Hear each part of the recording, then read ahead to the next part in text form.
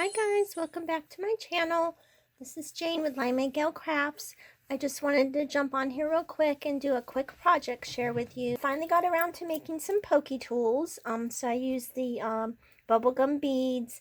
Then I also had some acrylic striped beads that I added. And I made a little tassel with embroidery thread.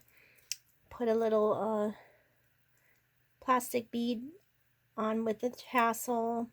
Little charm and a little metal sentiment that says believe, and another little bead. So there's the one that I made, and then the other one I made is celestial theme. Has the little moon on here with the cat, and a little bead with the bead cap. Another tassel I made with embroidery thread, and then I put a little sentiment. It says dream, and then there's little seed beads up there, and another little metal charm, this little star. And then I used beads I got from Hobby Lobby, and some bead caps, and a little glass, well, one glass bead with stars on it, and then this is a little glass bead that has little crackles on them. And then to protect the end, because the end is sharp, so when you're gifting it or to store it, I use the backings that you would use on your ring posts. So I use that on there.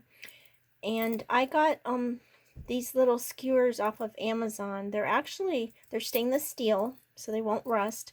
And they're actually you can use them to put in like a cup holder, and this part you can actually use for like a message. I mean, this piece of paper is too big, but it fits like in there, so you could put a little note on there and keep it in your cup holder on your desk for your pen holder. But they're actually meant to also be for because they're stainless steel and they're food safe, you can use them for cake toppers or skewer like fruits and cheese and stuff on them. But I couldn't find the other longer Pokey Tools that everyone's been making, the skewers. I couldn't find those, so that's why I ended up getting these. I thought they were kind of fun. Trying to find my ruler here so I can measure it for you real quick. So they measure from the tip to the top of the star. It's like a little over 6 inches, 6¼ inches. So they're actually a really nice size. So I have some more that I'm going to be making. So once I make some other ones with different color themes, I'll show them to you. So I made those, and then I also worked on the project that Christian's Crafty Adventures had given PHA crafters a challenge to make a miniature traveler's notebook, and she also showed how to make the caddy to hold everything.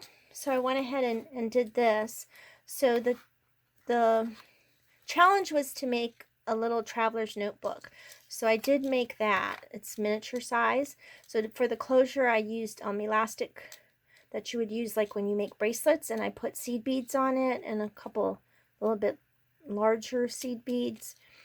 So it opens up like this, and then inside you have your signatures. So I have 1, 2, 3 signatures. I used scrapbook paper, and on the inside I just used a regular paper, but I also, in between, to add some interest, I added a little bit of origami paper here and there throughout. So there's the one traveler's notebook, and this measures 2½ inches in length, and it's about 1¼ inch across the cover of the album, and it is laminated scrapbook paper. And then I also made a little file folder that I laminated with a little tab, so that goes there, so you can put it in your traveler's notebook if you wanted to. And then that fits here in this part of the caddy. And then on this side I have the other traveler's notebook that goes on the other side. I did the same thing, used seed beads. And this one has scrapbook papers and some origami papers in between too. This one is actually a pull-out to add some interest to it. So I made that. And then along with the caddy, part of the tutorial that Christian has is to make a little suitcase. And inside I have little pom-poms, and there's some, there's like a little flip through tag thing that's in here. I just use a jump ring on there. It's one of those holographic jump rings. And it's just little flip through cutouts. And then I also put some stickers and things. I'm actually going to be giving this to my granddaughter, so I made this for her. So then it's got a tag that I laminated, and then it's got the little pom-poms in there. There's some stickers, fun little stickers, and there's also a couple of these, I made laminated like page dividers that you would use in your traveler's notebook. So I made those too. And then I'm in this section, there's it's like a little mini album. So it opens up like that. And then they're like little pizza boxes. It flips open. So in there I just put some little laminated little decorative pieces. And then this one does the same thing. So I just put some little, they're actually stickers that I laminated. So those are in there. And then I just stitched all the edging and stitched the unicorn onto the front of the album cover. And in the front here, it's just like a little mini flip through. I've just put tiny little beads on there. Use some wire that I had to wrap it around there. And then it's just a little flip through of unicorns. And what I did was I left them blank so that my granddaughter can color them in however she wants to. It's a little drawer, and I have some stickers in there too.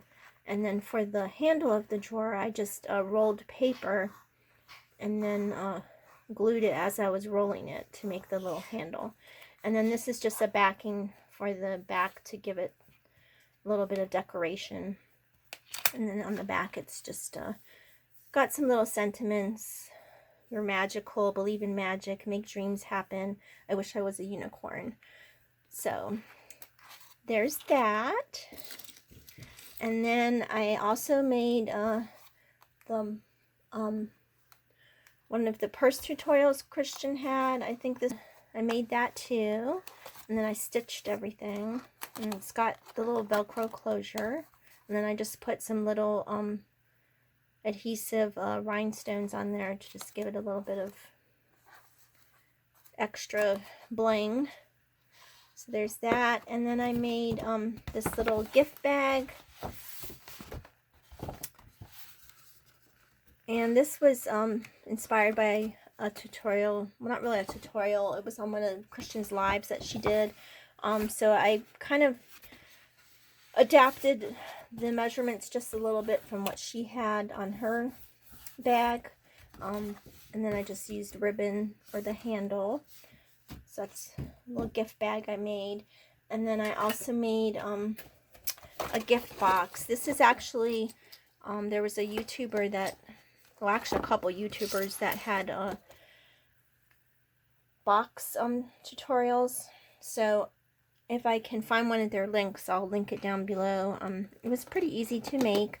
So I put a shaker in it.